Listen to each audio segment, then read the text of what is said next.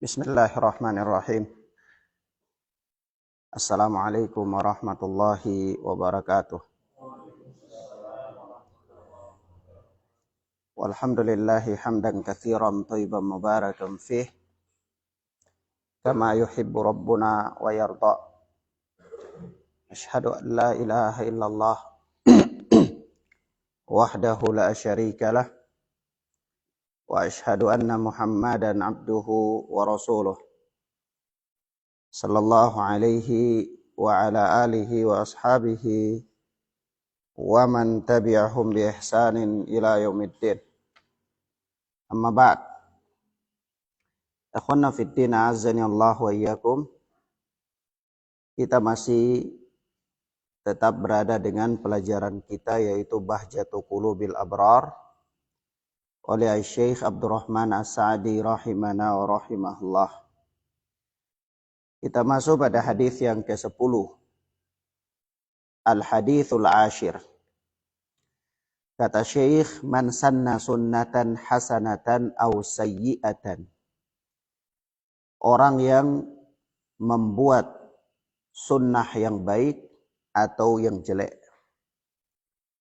Artinya pada hadis yang ke-10 ini ada keterangan bagi orang-orang yang mencontoh atau membuat contoh terhadap suatu perbuatan yang baik atau dia menjadi contoh terhadap suatu perbuatan yang jelek. Naam. Kata Syekh rahimana wa rahimahullah, an Abi Hurairah radhiyallahu anhu qala. Dan dari Abu Hurairah yang Allah telah meridainya, dia berkata, qala Rasulullah sallallahu alaihi wa alihi wasallam, Rasulullah sallallahu alaihi wa alihi wasallam bersabda, man da'a ila huda kana lahu minal ajri mithlu ujuri man tabi'ahu. Barang siapa yang mengajak kepada petunjuk, kepada hidayah, kana lahu minal ajri mithlu ujuri man tabi'ahu. Niscaya baginya pahala seperti pahala orang yang mengikutinya. Barang siapa yang mengajak pada suatu kebaikan, maka dia mendapatkan pahala seperti pahala orang yang melakukan kebaikan tersebut. Naam. La yunqisu dzalika min ujurihim syai'a. Tidak mengurangi pahalanya sedikit pun. Tidak mengurangi pahala mereka sedikit pun. Naam. Yarhamukallah. Yani ketika seseorang dia mengajak orang lain kepada kebaikan, lalu orang itu dia melakukannya, maka sang pengajak ini mendapatkan pahala seperti pahala orang yang melakukan. Pertanyaan, apakah pahala orang yang melakukan itu dibagi dengan dia sehingga menjadi berkurang? Di sini dia katakan, Nabi sallallahu alaihi wasallam katakan, la yunqisu dzalika min ujurihim syai'a. Yang demikian itu tidak mengurangi pahala mereka sedikit pun. Orang yang melakukan tidak mengurangi pahalanya. Pahalanya tetap. Tapi orang yang mengajak juga mendapatkan pahala yang sama dengan yang melakukan. Ya. Naam. Wa man da'a ila dhalalatin kana 'alaihi minal itsmi mithlu athami man tabi'ahu.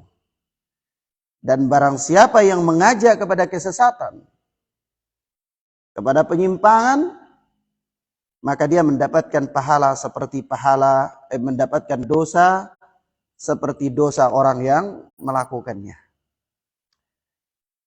Barang siapa yang mengajak seseorang pada suatu dosa, suatu perbuatan buruk, lalu orang itu melakukannya, maka dia mendapatkan dosa seperti dosa orang yang melakukan perbuatan buruk tersebut. Ya. Nah,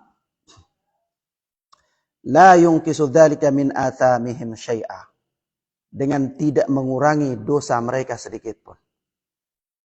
Dengan tidak mengurangi dosa mereka sedikit pun. Artinya begini, misal seseorang dia mengajak satu orang untuk sholat. Dan nilai pahala sholat itu misal 10. Maka orang ini dia sholat, dia mendapatkan 10 pahala. Orang yang mengajak ini pun mendapatkan 10. Ya. Bukan berarti orang yang melakukan mendapatkan 10 lalu bagi 2 sehingga dia jadi 5 dan yang orang mengajak juga 5. Bukan. Tetapi dia mendapatkan 10, orang yang mengajak pun mendapatkan 10 yang sama. Nah, begitu pula ketika dia mengajak kepada dosa. Kalau dosa yang dia ajak itu misal nilainya juga 10, lalu seseorang yang diajak itu melakukan dosa tersebut, maka orang yang melakukan itu mendapatkan dosa 10, dan dia yang mengajak ini pun mendapatkan dosa 10. Bukan berarti dosa 10 ini dibagi 2 untuk yang melakukan dan yang mengajak, bukan. Tetapi yang melakukan mendapatkan 10, yang mengajak juga mendapatkan 10. Nah, kalau yang mengajak ini dia lakukan lagi, berarti dianya jadi 20. Dosa atas dia lakukan dan dosa atas dia ajak orang lain untuk melakukan.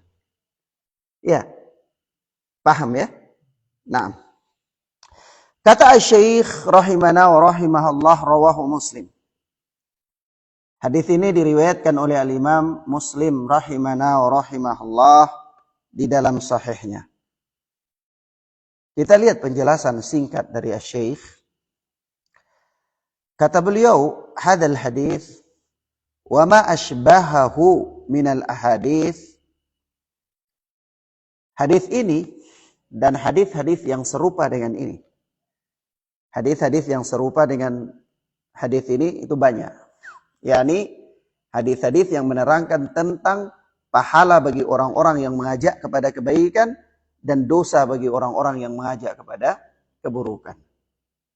Di mana di dalam hadis-hadis tersebut fihi al-hathu ala da'wati ilal huda wal khair wa fadlud da'i,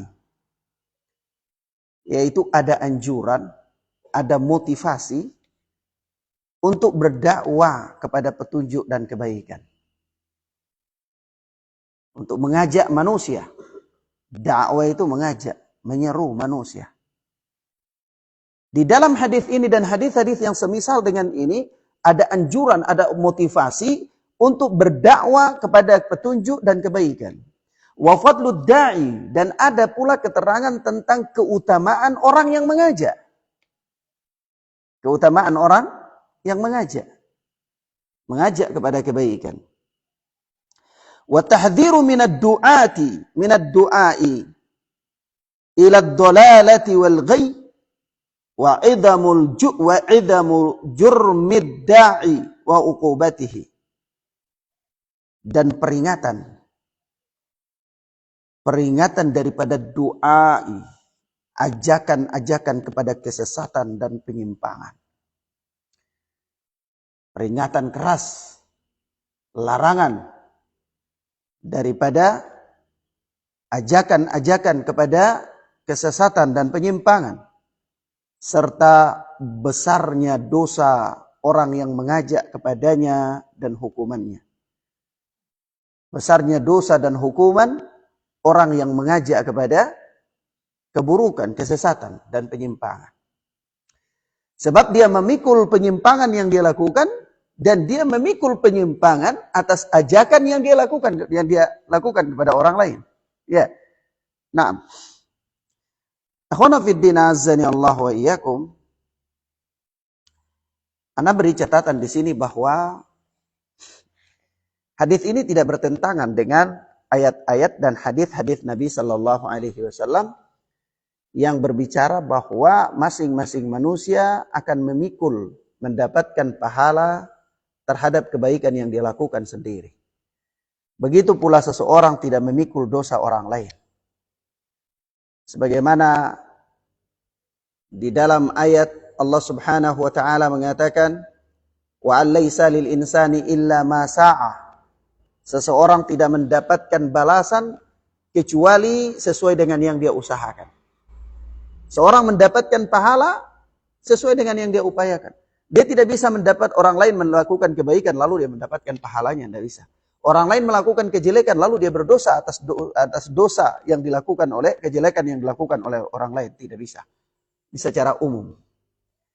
Tapi hadis ini kok Ustadz, kalau kita lihat konteksnya ada, ya, orang yang mengajak kepada kejelekan ini memikul beban dosa orang yang melakukan kejelekan.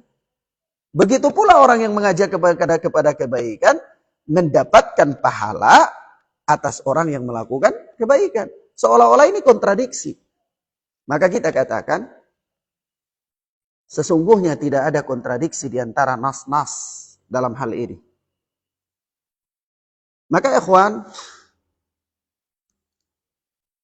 pertama kita katakan seseorang tidak bisa memikul dosa orang lain. Dan dia tidak bisa mendapatkan pahala atas amal perbuatan orang lain. Apabila dia tidak ada berserikat dengan perbuatan tersebut. Seseorang dia lakukan kebaikan, lalu Anda tidak berserikat sama sekali dengan dia dalam kebaikan yang dia lakukan. Otomatis Anda tidak mendapatkan apa-apa. Ya. Begitu pula dia melakukan keburukan dan Anda tidak pernah punya kontribusi sedikit pun kepada keburukan yang dia lakukan, maka Anda tidak bisa mendapatkan dosa atasnya.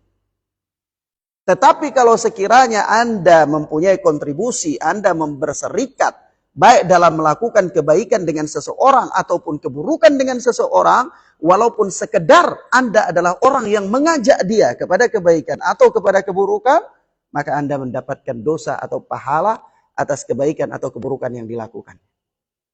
Nah, dengan demikian, tidak ada kontradiksi antara nas-nas ini. Paham ya? Nah. Baik, kita lihat kemudian kata Syekh, wal huda, petunjuk. Apa itu huda? Apa itu petunjuk?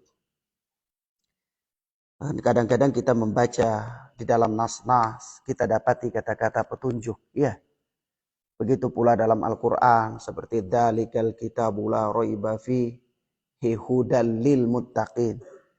Ya, huda lil muttaqin. Apa itu huda? Apa itu petunjuk? Kata Syekh Abdurrahman As-Sa'di rahimana wa rahimahullah, huwal ilmun nafi' wal amalus salih. Petunjuk itu adalah ilmu yang bermanfaat dan amal yang saleh. Amal yang saleh. Seorang mendapatkan hidayah, mendapatkan petunjuk, yakni dia diberikan taufik oleh Allah, dia diberikan rahmat karunia oleh Allah, yaitu dengan dia mendapatkan ilmu yang bermanfaat dan dia beramal dengan amal yang saleh. Ya, maka orang ini dinamakan dia mendapatkan hidayah. Nah, mendapatkan petunjuk. Kata Syekh, fakullu man alima ilman awajjahal muta'allimina ila suluki tariqatin yahsulu lahum fiha ilmun fahuwa da'in ilal huda. Fakullu man alima ilman, maka setiap orang yang mengetahui suatu ilmu, awajjahal muta'allimina ila suluki tariqatin yahsulu lahum fiha ilmun, atau dia mengarahkan orang-orang yang belajar kepada jalan untuk mereka mendapatkan ilmu, dia mengarahkan orang untuk mendapatkan ilmu, fahuwa da'in ilal huda, maka dia adalah da'i kepada petunjuk. Ya, setiap orang yang mengetahui ilmu, memiliki ilmu, atau dia mengarahkan manusia, para penuntut ilmu untuk menempuh suatu jalan agar mereka mendapatkan ilmu di sana, maka berarti dia ini orang yang disebut sebagai apa? Da'in ilal huda. Da'i kepada huda, kepada petunjuk. Dia menunjuki orang kepada petunjuk. Ya. Nah.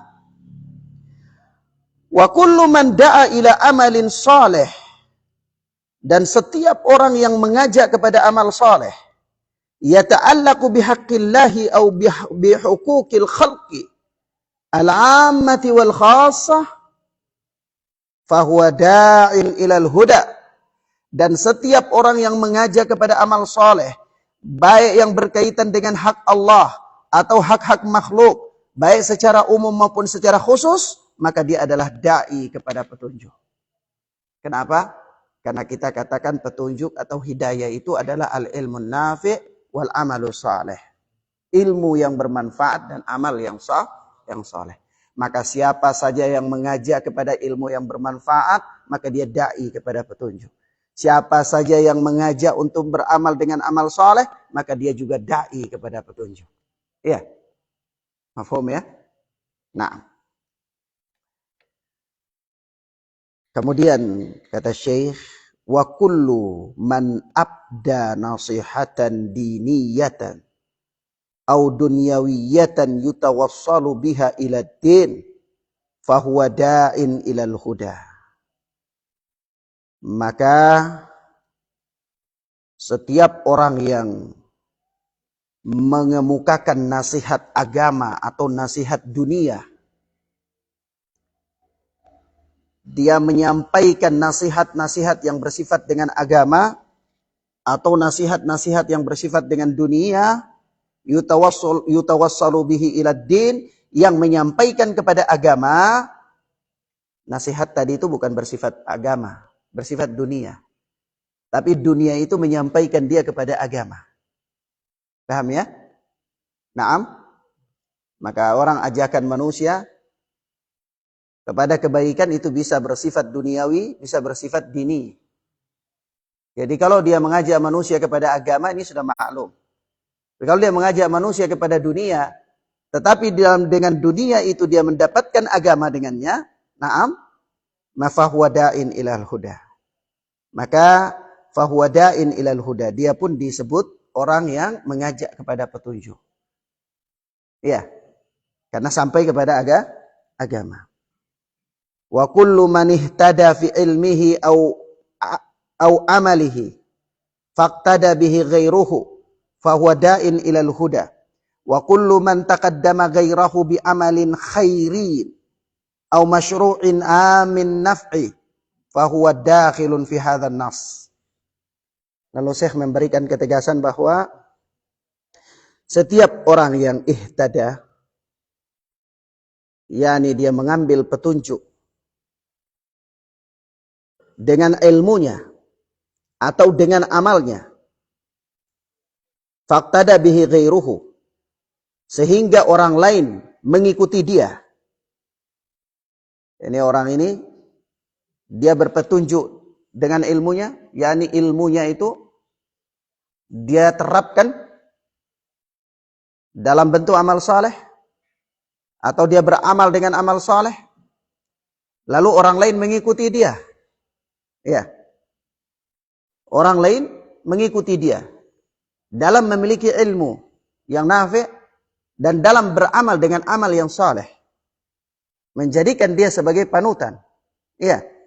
Maka da'in ilallah, fahuwa da'in ilallah. Maka dia juga disebut da'i kepada Allah.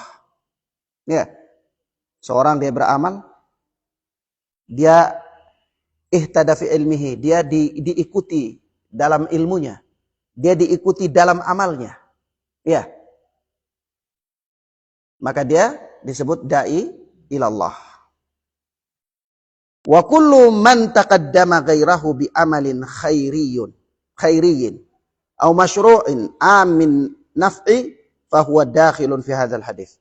Maka setiap orang yang dia mendahului orang lain dalam melakukan amal kebaikan atau melakukan amal yang disyariatkan, amal yang masyru', maka dia masuk dalam hadis ini. Siapa saja yang dia mendahului seseorang dalam melakukan kebaikan, baik duniawi ataupun diniyah, agama, lalu dia diikuti oleh orang lain dalam kebaikan-kebaikan itu, maka dia masuk dalam hadis ini. Yani dia mendapatkan pahala atas pahala orang-orang yang mengikuti dia dalam kebaikan itu. Nah, wa aqsu dzalika kullih ad-da'i ilad dhalal. Demikian pula kebalikan darinya. Yaitu apa? Da'i kepada kesesatan. Kalau kebaikan, siapa yang membuka jalan untuk melakukan kebaikan, siapa yang menjadi pelopor dalam melakukan kebaikan, lalu dia diikuti oleh orang lain, maka dia mendapatkan keutamaan yang demikian dalam hadis, maka demikian pula sebaliknya. Siapa yang menjadi pelopor dalam keburukan, maka dia adalah da'i ila dhalalah. Da'i kepada kesesatan. Dia beramal dengan amal keburukan, lalu dicontohi oleh orang lain. Maka orang beramal dengan amal keburukan pula. Atau dia mengajak orang lain kepada keburukan. Atau dia mempunyai ilmu dalam hal keburukan. Lalu orang lain mengikutinya. Dalam keburukan tersebut, maka ini adalah ad-da'i ila dhalalah. Dia adalah da'i kepada kesesatan. Maka dengan demikian, kita sudah punya pembeda. Siapakah yang disebut dengan da'i kepada huda atau da'i ilallah, dan siapa yang disebut dengan da'i ila dhalalah, kepada kesesatan. Ya. Kenapa? Banyak orang bisa mengatakan, mengklaim bahwa dia mengajak manusia kepada Allah. Dia katakan bahwa dia da'i ilallah, da'i fi sabilillah, mengajak manusia kepada Allah, mengajak manusia di jalan Allah. Siapa saja bisa mengaku. Tetapi ketika kita lihat, apakah ilmu yang dia serukan itu, atau amalan yang dia demonstrasikan kepada orang lain itu, adalah ilmu yang nafi' atau amalan yang saleh atau tidak. Ilmu yang nafi', ilmu yang bermanfaat, yakni ilmu yang bersumber dari Al-Quran dan Sunnah dengan pemahaman yang benar. Kemudian amal yang saleh, yaitu amal yang disyariatkan oleh Allah dan Rasul. Kalau ternyata iya, maka ini berarti da'i ilallah, da'i ilal huda. Tapi kalau ternyata dia ngaku bahwa dia da'i kepada Allah, mengajak manusia fi sabilillah, tetapi ilmu yang dia miliki, yang dia serukan kepada manusia, adalah ilmu yang tidak dibangun di atas Al-Quran dan Sunnah, atau di atas pemahaman yang batil.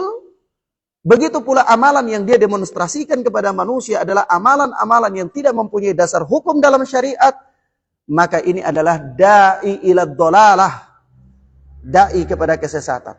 Walaupun dia mengaku bahwa dia menyeru manusia kepada kebaikan. Sebab itu ya ikhwan, tersebut suatu athar dari sahabat Ibnu Mas'ud radhiyallahu taala anhu. Dia pernah berkata, "Alaikum bil ilmi. Alaikum bil ilmi.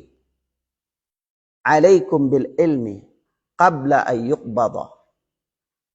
Wajib bagi kalian untuk memiliki ilmu. Wajib bagi kalian untuk memiliki ilmu. Kalian harus belajar sebelum ilmu itu dicabut oleh Allah. Yaitu ilmu dicabut dengan cara diwafatkannya para ulama, orang-orang alim.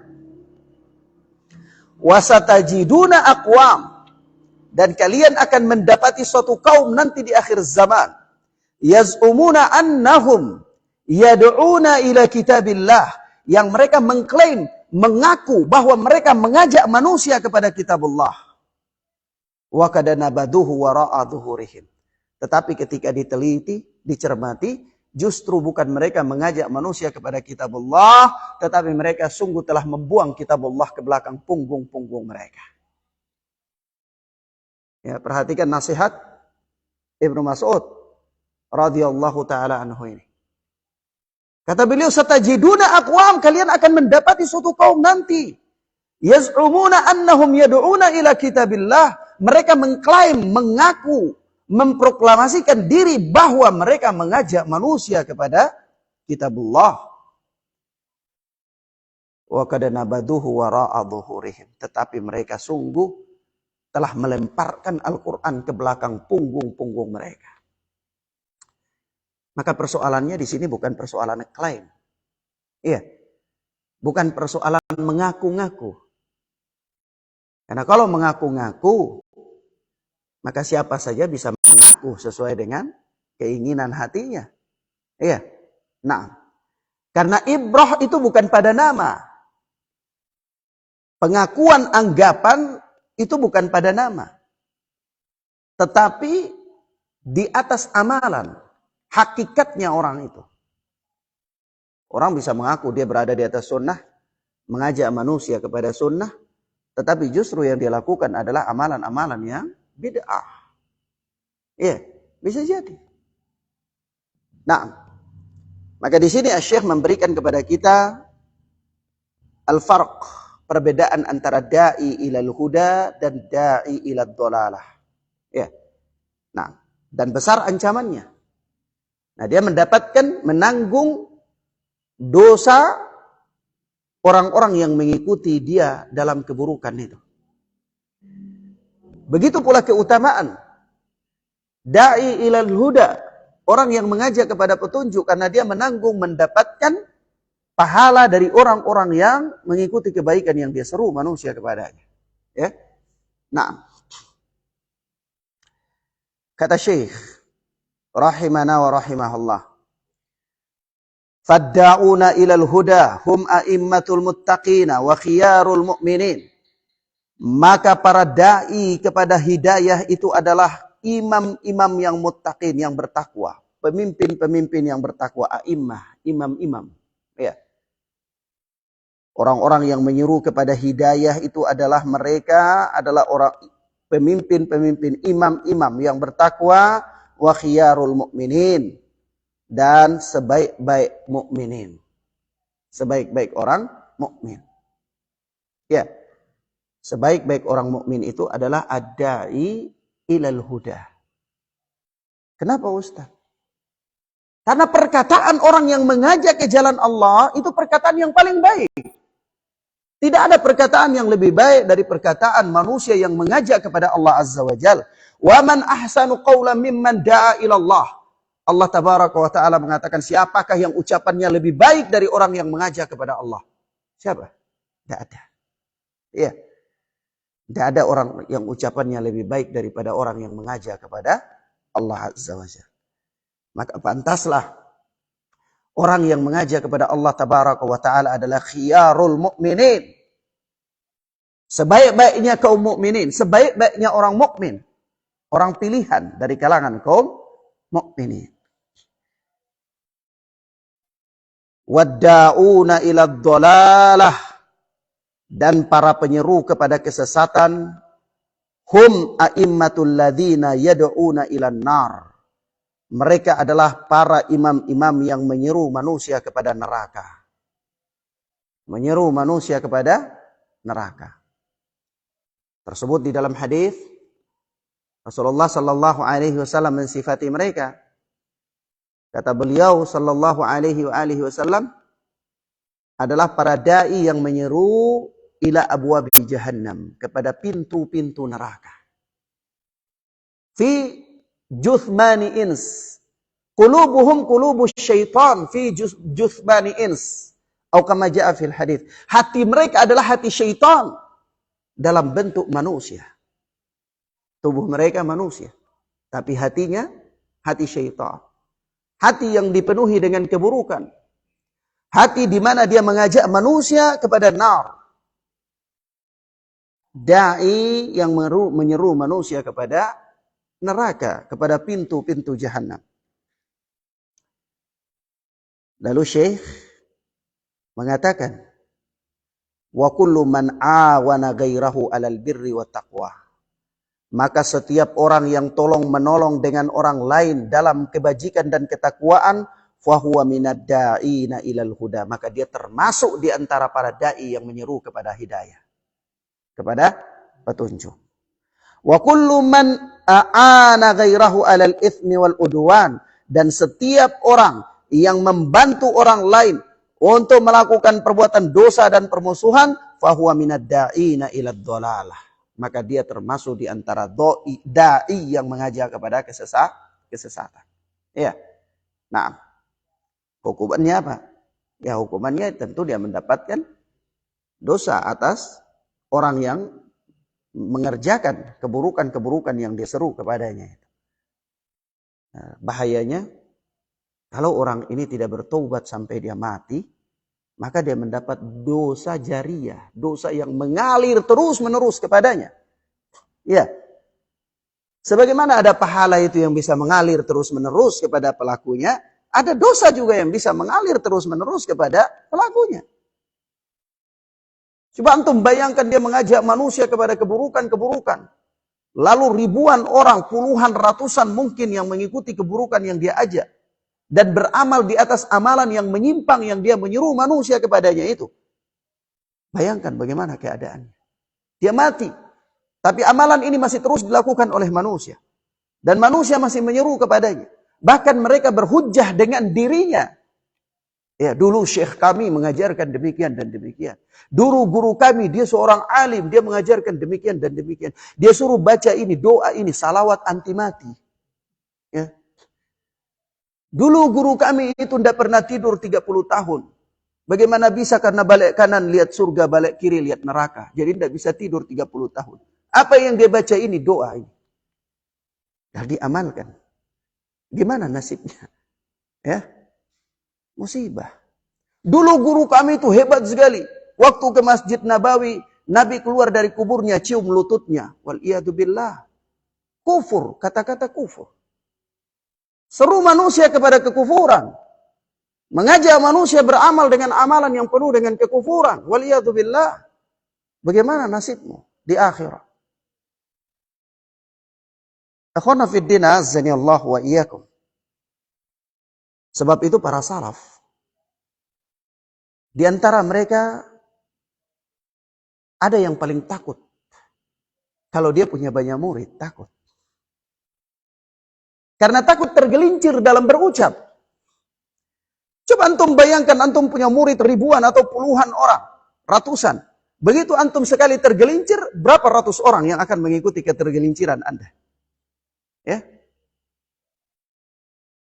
Maka kadang-kadang kita jangan berbangga ketika hadir dalam majelis kita punya banyak murid.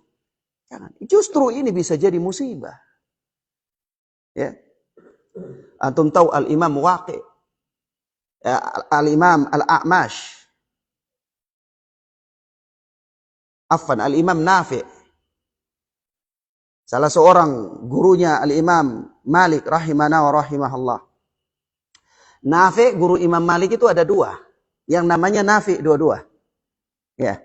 Ada Nafi' yang Maula Ibnu Umar, mantan budaknya Ibnu Umar, ini ahli dalam bidang hadis. Jadi kalau hadis yang diriwayatkan dari Nafi', Imam Malik meriwayatkan dari Nafi', Nafi' meriwayatkan dari Ibnu Umar, maka ini kata para ulama silsilatud dhahab, rantai emas. Tidak perlu diteliti, ini sahih dalam ilmu hadis. Ya. Ini namanya silsilatud dhahab, rantai emas. Ini sanad yang paling bagus. Ya. Nah. Tapi ada Nafi', guru Imam Malik yang lain lagi, bukan Maula Ibnu Umar, bukan mantan budak Ibnu Umar, tapi ahli dalam bidang qiraah. Ahli dalam bidang qiraah, baca Al-Qur'an. Tidak ahli dalam bidang hadis. Bahkan riwayatnya dalam hadis itu tidak kuat. Ya. Tetapi Nafi yang ahli dalam bidang qiraah ini kalau bicara, bau parfum keluar dari mulutnya. Kalau ngomong. Ya. Jadi kalau begitu dia bicara, keluar bau wangi. Subhanallah. Antum tahu biografinya. Setiap ba'da asar, kalau dia duduk di Masjid Nabawi, tunggu murid untuk datang belajar, itu murid tidak ada yang datang paling cuma 1 atau 2 orang saja. Puluhan tahun. Ya, sedikit sekali muridnya. Antum tahu Rabi'ah, imam tabi'in, orang yang paling faqih tentang hadis-hadis Ibnu Abbas, duduk di Masjidil Haram, tidak pernah keluar dari Masjidil Haram. Iya. 20 tahun lamanya. Tidak pernah keluar dari Masjidil Haram. Berapa muridnya? 9 orang. 9 orang. Subhanallah. Allah tabaraka wa ta'ala menjaga orang-orang alim ini dari tergelincir. Kenapa? Karena ketergelinciran seorang alim itu malapetaka. Apalagi kalau punya murid yang banyak. Maka hendaklah para da'i jangan berbangga ketika dia majelisnya hadir puluhan orang, hadir ribuan orang. Bahaya terhadap dirinya. Bahaya. Mestinya begitu banyak murid, ketika murid itu semakin banyak, dia semakin hati-hati dan semakin takut kepada Allah. Ya, karena peluang untuk tergelincirnya manusia semakin banyak. Nah, ikhwana fiddin azzani Allah wa iyyakum. Maka di sini sekali lagi hadis ini adalah anjuran untuk mengajak manusia kepada kebaikan serta peringatan keras dari mengajak manusia kepada keburukan. Sebagaimana Allah tabaraka wa taala berfirman, "Wa ta'awanu 'alal birri wat taqwa wa la ta'awanu 'alal itsmi wal udwan." Tolong-menolonglah kalian dalam kebajikan dan ketakwaan, dan jangan tolong-menolong dalam dosa dan permusuhan. Nah, maka di sini ana berikan catatan dengan hadis ini dan hadis-hadis yang semisal. Para fuqaha, para ulama ahli fikih membuat satu kaidah, yaitu al-wasailu laha ahkamul maqasid. Sarana-sarana itu mempunyai hukum yang sama dengan tujuan yang dicapai. Paham ya? Sarana mempunyai hukum yang sama dengan hukum tujuan. Seseorang dia sampai pada melakukan kebaikan, siapa yang menjadi sarana? Anda menjadi sarana. Maka hukum Anda sama dengan hukum orang yang melakukan kebaikan. Maka dua-dua mendapatkan pahala yang sama. Iya. Mafhum ya? Seseorang melakukan keburukan, siapa yang menjadi sarana atas dia melakukan keburukan? Anda, si fulan. Maka si fulan mempunyai hukum yang sama dengan hukum orang yang melakukan keburukan. Maka dua-duanya mendapatkan dosa keburukan yang sama. Iya. Dari itu al-wasail laha ahkamul maqasid. Sarana-sarana itu mempunyai hukum yang sama dengan hukum tujuan. Iya. Nah, walaupun Anda tidak melakukannya, ada orang mau beli sabu, ya, atau beli narkoba, dia tidak tahu, tapi antum tunjuki, ya sini tempat jual narkoba sana, antum datang bawa dia. Setelah dia beli, sudah ya, Anda nggak bisa konsumsi ini narkoba haram bagi Anda. Itu pulang. Dianya konsumsi. Sama enggak? Sama. Rugi antum. Lebih repotnya antum. Enggak lakuin antum, tapi dapat dosa. Duduk-duduk dapat dosa kiriman. Iya. Banjir kiriman saja orang kalang kabut, apalagi dapat dosa kiriman. Bahaya. Iya. Nah. Maka ikhwana fiddin azzani Allah wa iyyakum, oleh sebab itu Ahlu sunnati wal jamaah as-salafiyun, mereka mempunyai sifat kasih sayang terhadap sesama manusia. Terlebih-lebih lagi sesama kaum muslimin. Mereka menganggap kaum muslimin adalah saudara-saudara mereka. Mereka mencintai kebaikan pada diri mereka itu ada juga pada saudara-saudara mereka. Maka ahlu sunnati wal jamaah, para salafiyun, paling gencar dalam apa? Melakukan amar ma'ruf nahi munkar. Mereka mencegah saudara-saudara mereka dari kemungkaran. Dengan cara apa? Mereka membantah kemungkaran demi kemungkaran. Mereka membantah kesesatan demi kesesatan. Jadi kalau ahlu sunnati wal jamaah salafiyun membantah kesesatan, oh si fulan menyimpang, bidang penyimpangannya ini dia sebutkan. Ya, dia peringatkan umat darinya. Itu bukan kebencian, tapi itu sifat kasih sayang dia terhadap orang tersebut. Kenapa? Jangan sampai orang itu mendapatkan dosa warisan. Ya. Paham ya? Apalagi kalau orang itu sudah mati. Ahlu sunnah membantah. Salafiyun membantah buku-buku sesat yang ditulis oleh penulis-penulisnya yang sudah berada di bawah bumi. Ya, sudah mati. Itu bukan karena kebencian kepada mereka, tapi kasih sayang kepada mereka. Putuskan mata rantai dari kesesatan yang dia ajarkan dan dia dakwakan tersebut agar dia tidak mendapatkan kiriman dosa. Ya. Jadi jangan salah paham terhadap sikap salafiyun yang selalu membantah tentang kesyirikan, membantah tentang kebid'ahan dan seterusnya. Ya. Nah. Jadi itu bukan mengeraskan hati. Ustaz, anda bisa itu nanti mengeraskan hati. Ini berarti cara membersihkan hati menurut Anda ini menurut cara sufi? Ya? Atau menurut cara orang-orang tidak beragama? Yaitu apa? Karena saking menjaga hatinya, saking baiknya dia itu sampai hewan tidak boleh disembelih. Ya, baik enggak? Tapi baik itu menurut dia. Tidak tega sembelih ayam untuk makan, jangan. Oh, sapi ini mesti disembah jadi Tuhan. Saking baiknya dia. Ya, tidak boleh nyakiti sapi. Serba apa? Tidak tega. Karena apa yang berbicara? Hatinya yang menuntun dia, bukan nas yang menuntunnya. Ya. Maka nanti dia hidupnya itu dengan cara hidup apa? Cara hidup seperti para rahib. Bertapa, bersemedi dan meminta fatwa kepada hatinya. Ya. Nah, ini menyimpang. Ini cara penyucian jiwa yang menyimpang. Tetapi berbicara tentang kesesatan, berbicara tentang penyimpangan, itu bagian berbuat baik dan amar ma'ruf nahi mungkar. Itu bagian dari ibadah, amal soleh. Bagian dari amal soleh. Wujud dari keimanan seseorang. Karena tidaklah sempurna iman seseorang sampai dia mencintai kebaikan pada saudaranya sebagaimana dia mencintai kebaikan itu pada dirinya. Naam. Taib. Kemudian selanjutnya berkata Syekh, kita masuk pada hadis yang ini bahasannya panjang, tetapi Syekh menyebutkan di sini bahasan yang cukup singkat dan kita cukupkan sebagaimana dicukupkan oleh Syekh. Kita masuk pada hadis yang berikut, yaitu al-hadithul hadiya asyara, hadis yang ke-11. Hadis yang ke-11. Kata Syekh rahimana wa rahimahullah, man yuridillahu bihi khairan yufaqqihhu fid din. Ini barang siapa yang dikehendaki oleh Allah kebaikan, niscaya Allah akan berikan dia pemahaman dalam agama.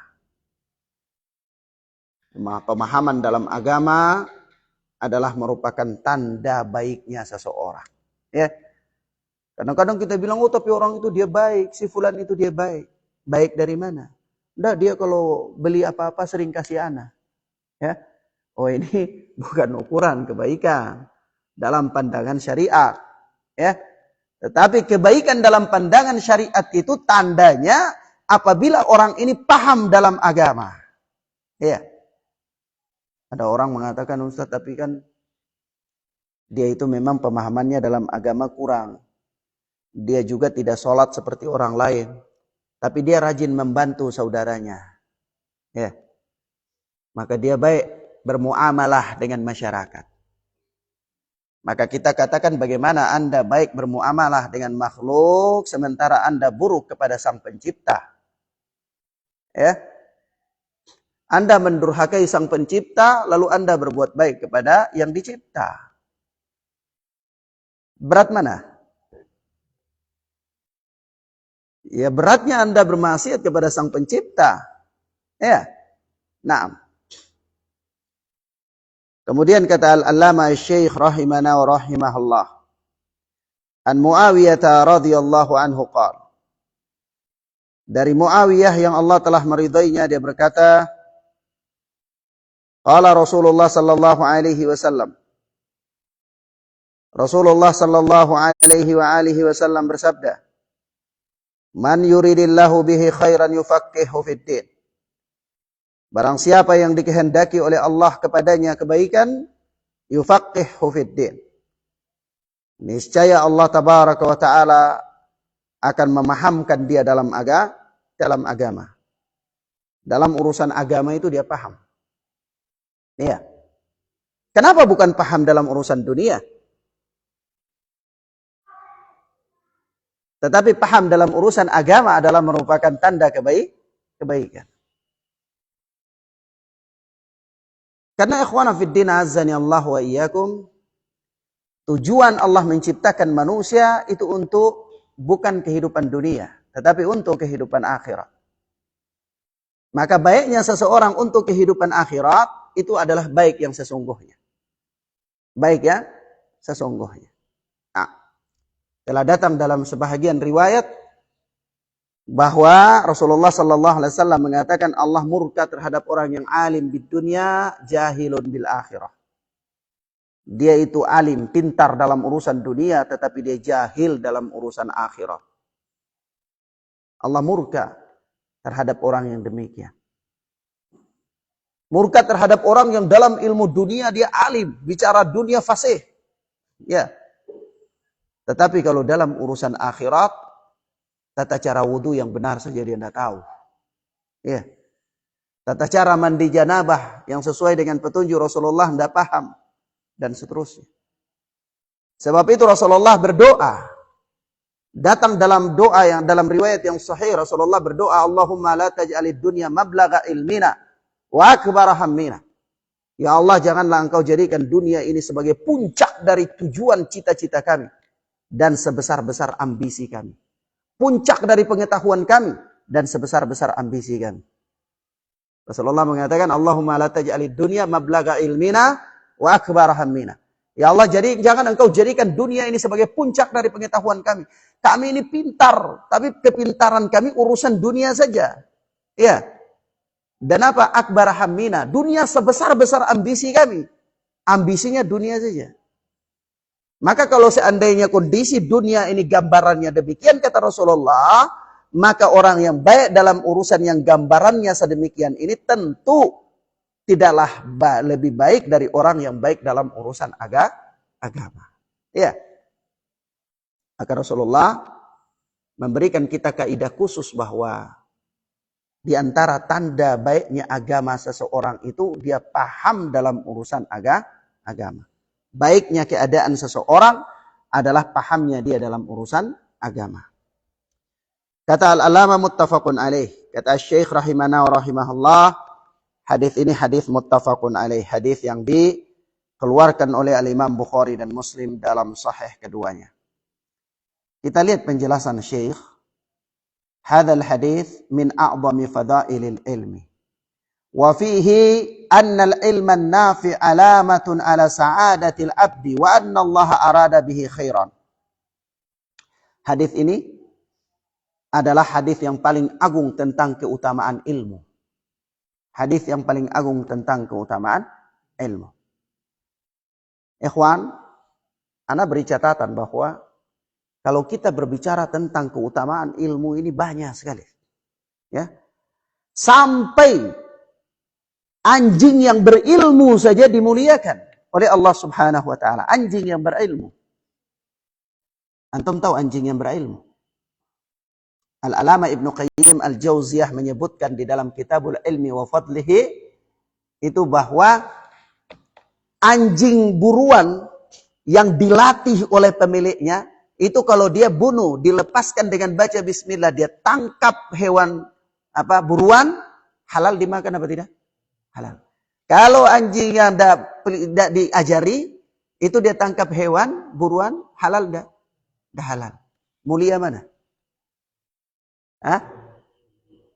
Mulia anjing yang pintar, anjing berilmu. Ya. Mafhum? Subhanallah. Apalagi manusia yang berilmu. Anjing saja, hewan yang haram. Ya. Hewan yang haram. Hewan yang tidak ada nilainya. Menjual dan memakan hartanya haram. Ya. Hewan yang memeliharanya itu pahala berkurang. Pelihara anjing, pahala Anda berkurang. Tetapi Allah memberikan keringanan kalau anjing itu pintar. Antum ajari dia berilmu, maka Allah memberikan keringanan untuk memeliharanya. Pahala Anda berkurang. Ya.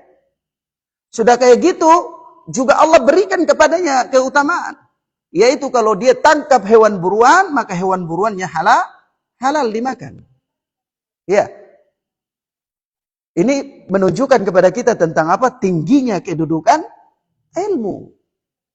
Tingginya kedudukan ilmu. Nah. Kemudian kata Syekh, annal ilman nafi alamatun ala sa'adatil abdi.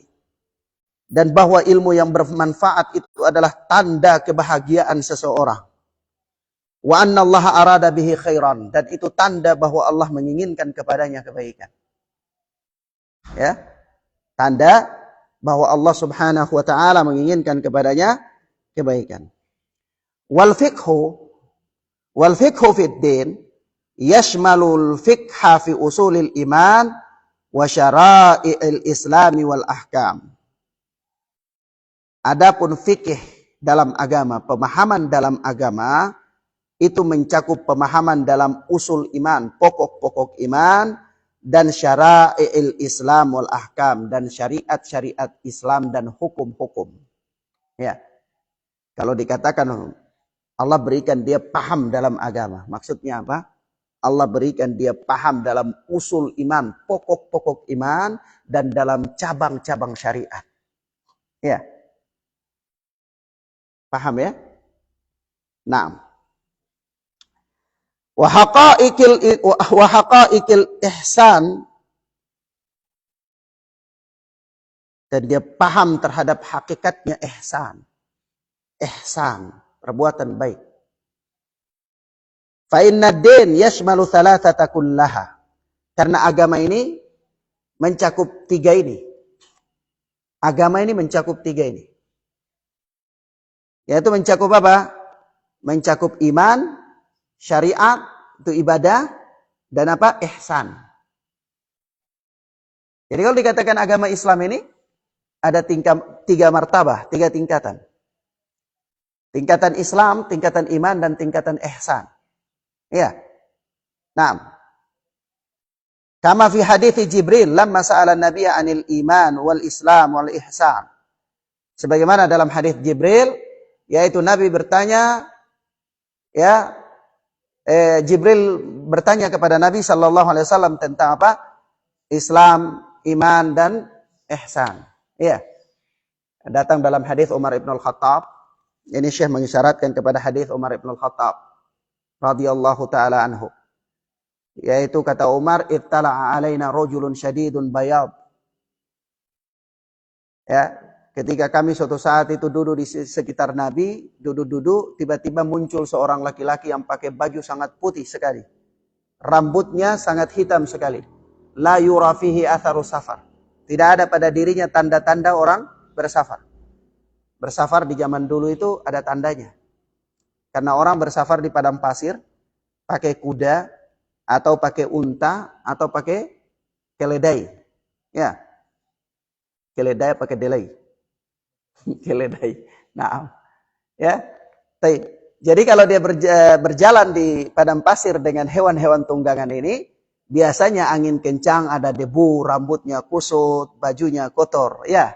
Nah. Kalau dia orang dari jauh, bukan negeri di situ, maka pasti dia musafir. Kalau dia musafir, pasti ada tanda-tanda bahwa dia ini orang yang bersafar. Tapi laki-laki ini datang, ya, tidak ada pada tanda-tanda pada dirinya tanda-tanda orang bersafar. Bajunya putih bersih, ya, rambutnya sangat hitam. Tapi herannya, tidak ada orang kampung di situ kenal dia. Tidak ada di antara para sahabat itu kenal. Pertanda bahwa dia bukan orang di situ. Tapi kalau dia musafir juga anehnya tidak ada tanda-tanda safar pada dirinya. Ya. Tetapi orang ini dia datang, lalu dia duduk di hadapan Rasulullah, dia sandarkan lututnya kepada lutut Rasulullah, lalu dia letakkan pahanya di atas kedua tangannya di atas kedua pahanya. Para ulama mengatakan dia meletakkan kedua tangannya di atas kedua paha Rasulullah. Ya. Nah, ada yang menafsirkan di atas kedua pahanya sendiri. Ya. Ada yang menafsirkan di atas paha Rasulullah.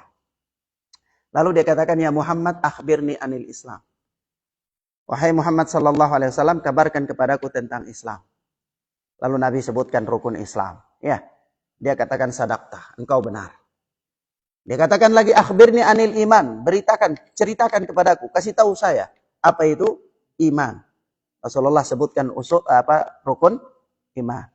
Dia katakan, "Akhbirni anil ihsan." Kabarkan kepadaku apa itu ihsan. Kata Nabi, "An ta'budallaha ka'annaka tarahu fa illam takun tarahu fa innahu yarak."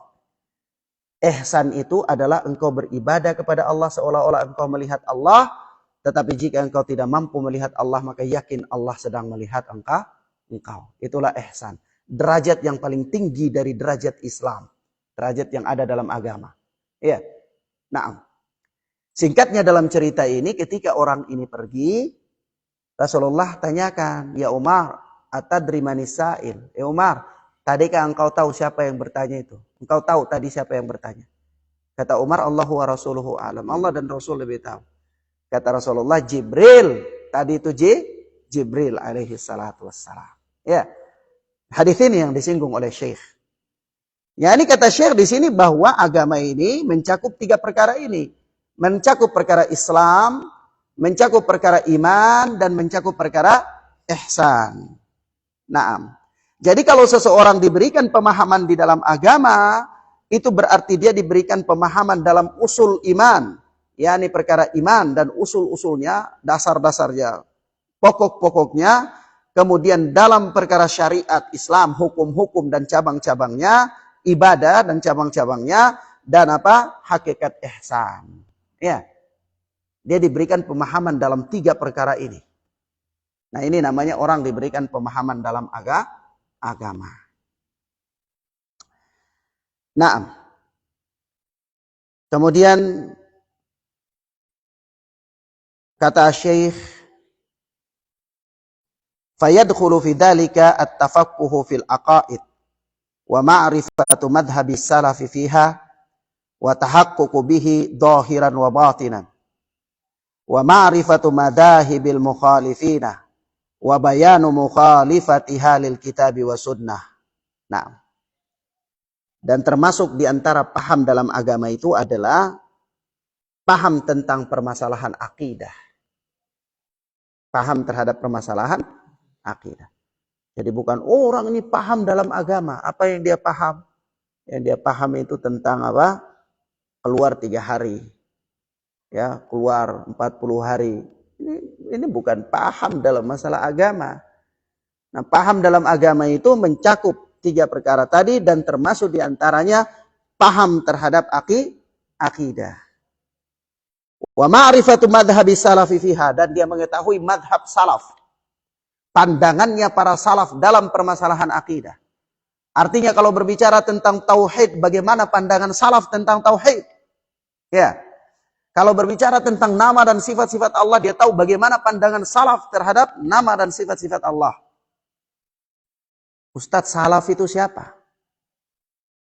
Apakah salaf itu adalah nama baru? Sebuah kelompok bid'ah yang diada-adakan? Maka kita katakan salaf itu adalah pendahulu. Salaf itu pendahulu. Maka salaf itu bisa salafus saleh, bisa salafut toleh. Salaf yang soleh dan salaf yang tidak soleh. Ya. Pendahulu yang soleh dan pendahulu yang tidak soleh. Maka ada orang yang menjadikan Abu Jahal sebagai pendahulunya. Ya.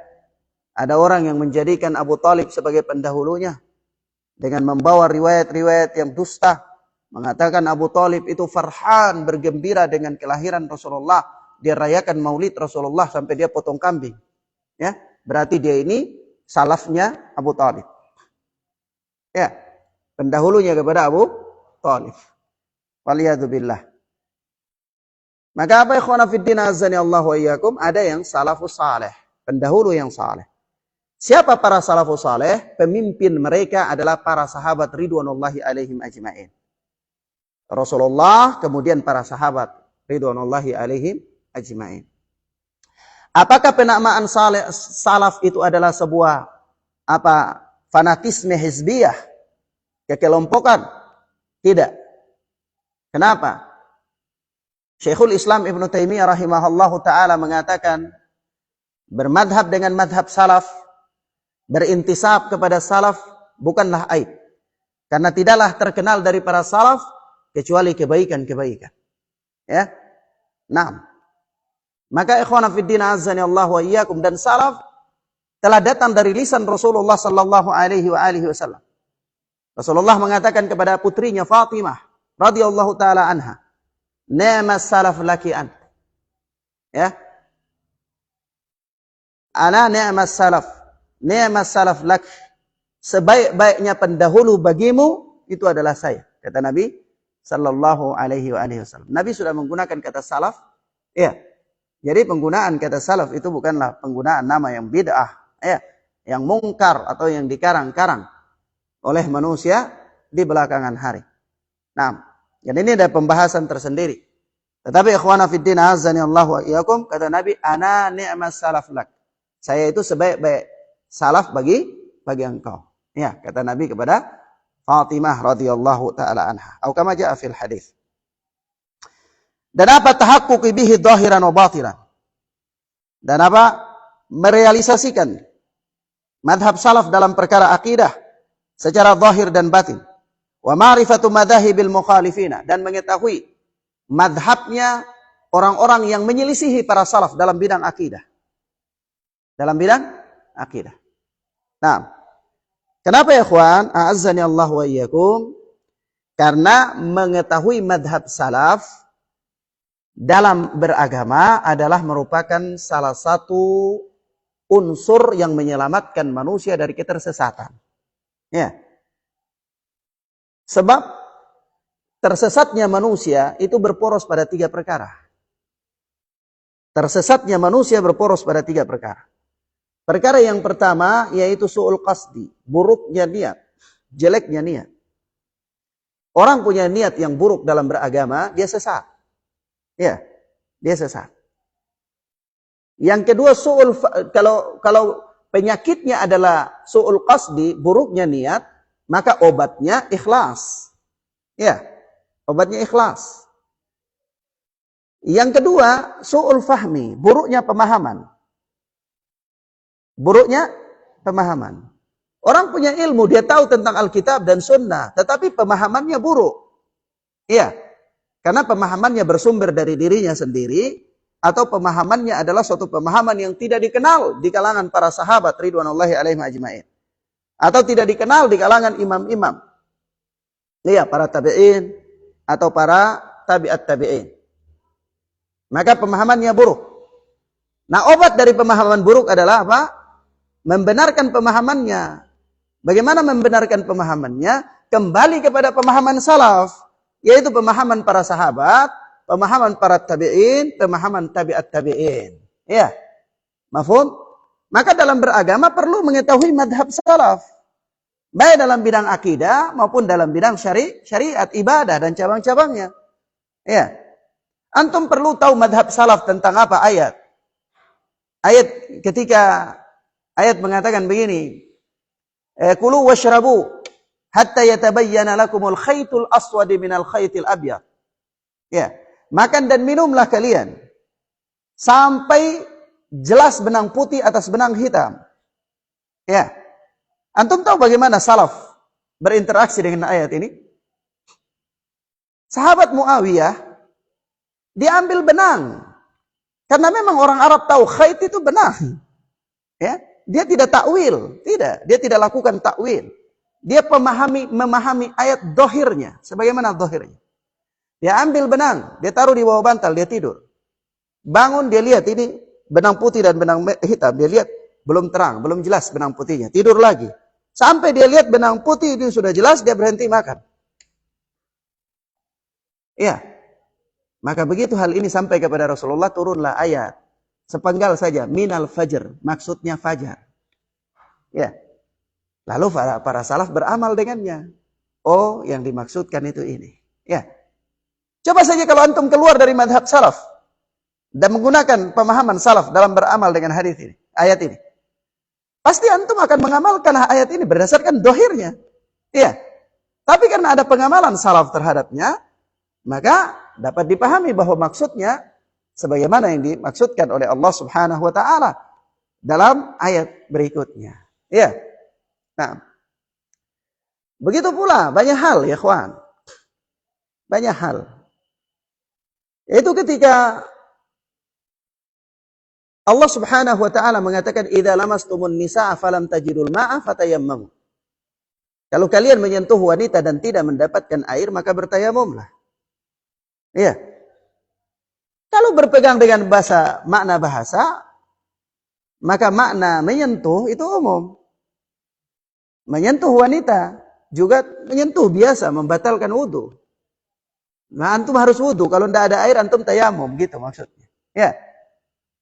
Tetapi bagaimana salaf memahami ayat ini?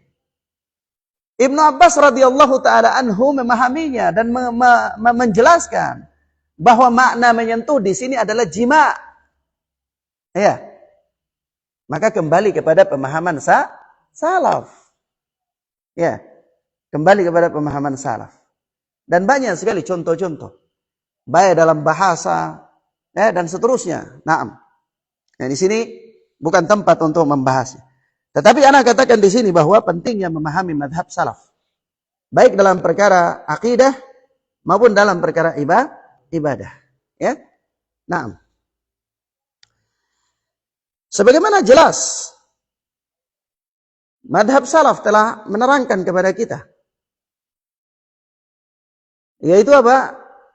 Ketika imam wanita, kalau tanya sekelompok orang wanita dia sholat, lalu ada salah seorang di antara mereka menjadi imam, di mana dia berdiri? Kembali kepada salaf, bagaimana salaf mengamalkannya? Ternyata di sana Aisyah radhiyallahu taala anha dan Ummu Salamah itu berdiri di tengah-tengah saf, tidak di depan. Ya. Terlepas dari khilaf di sini nanti ada ulama yang mengatakan nas umum mengatakan imam itu di depan dan seterusnya. Tetapi kita lihat bagaimana para salaf mengamalkan. Aisyah sebagai pendahulu kita itu mengamalkan berdiri di tengah-tengah saf. Khalas. Kembali kepada salaf. Ya. Nah. Kalau Anda berseteru tentang membaca Al-Quran, pahalanya sampai kepada mayat atau tidak sampai, dihadiahkan kepada sing mayit, sampai atau tidak sampai, ya. Madhab Abu Hanifah sebagaimana dinukil oleh Imam Ibnu Abil Iz di dalam Aqidah At-Tahawiyah, Syarah Aqidah At-Tahawiyah mengatakan menghadiahkan pahala baca Al-Quran kepada sang mayit itu sampai. Dia berlogika, berkias bahwasanya hal ini sama dengan sedekah sampai kepada mayit, ya. Al-Imam Asy-Syafi'i mengatakan tidak sampai dan seterusnya. Lalu bagaimana kita melihat khilaf di antara para ulama ini? Kembali kepada alam amalan salaf. Tanya saja. Apakah ketika Abu Bakar As-Siddiq meninggal para sahabat baca Al-Quran untuk kirim ke dia atau tidak? Hah? Oh, para salaf tidak melakukan ya Ustaz. Ya sudah khalas. Salaf tidak melakukannya. Selesai. Beginilah salaf memahami sedekah. Apa Anda lebih pandai dalam memahami konsep sedekah dari para salaf? Hah? Kenapa para salaf tidak tahu kalau menghadiahkan pahala ini sampai? Kenapa mereka tidak lakukan? Kenapa mereka tidak lakukan? Oleh sebab itu, Al-Imam Ibnu Katsir ketika menyebutkan ini ada satu kalimat bahwasanya laukana khairan lasabakuna ilaihi. Kalau suatu amalan itu baik, pasti para salaf telah mendahului kita dalam melakukannya. Ya? Mafhum? Walaupun ini ada perselisihan di antara para ulama belakangan. Masing-masing menyebutkan argumennya dengan dalil-dalil misalnya atau dengan makna bahasa di dalam nas-nas. Tapi khair, kita kembali bagaimana para salaf memahami dan mengamalkannya.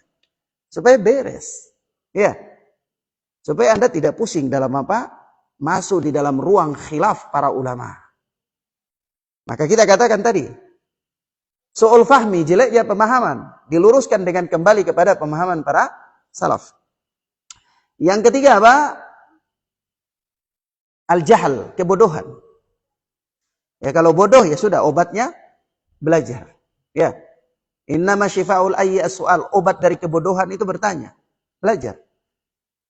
Jadi pangkal daripada tersesatnya seseorang itu tiga. Kebodohan, buruknya niat, buruknya pemahaman.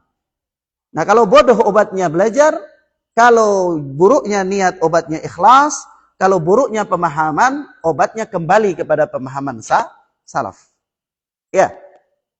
Mafhum ya ikhwan? Baik. Dan ini bagian daripada apa?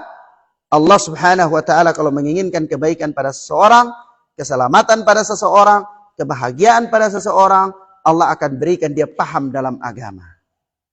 Paham dalam agama yang mencakup apa yang telah dijelaskan oleh Asy-Syaikh tadi. Naam. Thayyib. Sampai di sini paham ya, ikhwan?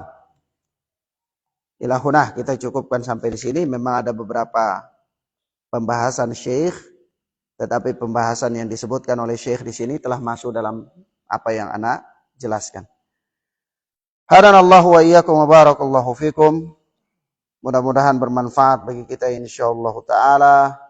Pertemuan berikutnya kita masuk pada hadis yang ke-12, yaitu mukmin yang kuat. Naam. Wa sallallahu ala nabina Muhammad wa ala alihi wa sahbihi wasallam. Subhanakallahumma bihamdika asyhadu an la ilaha illa anta astaghfiruka wa atubu ilaik. Assalamualaikum warahmatullahi wabarakatuh.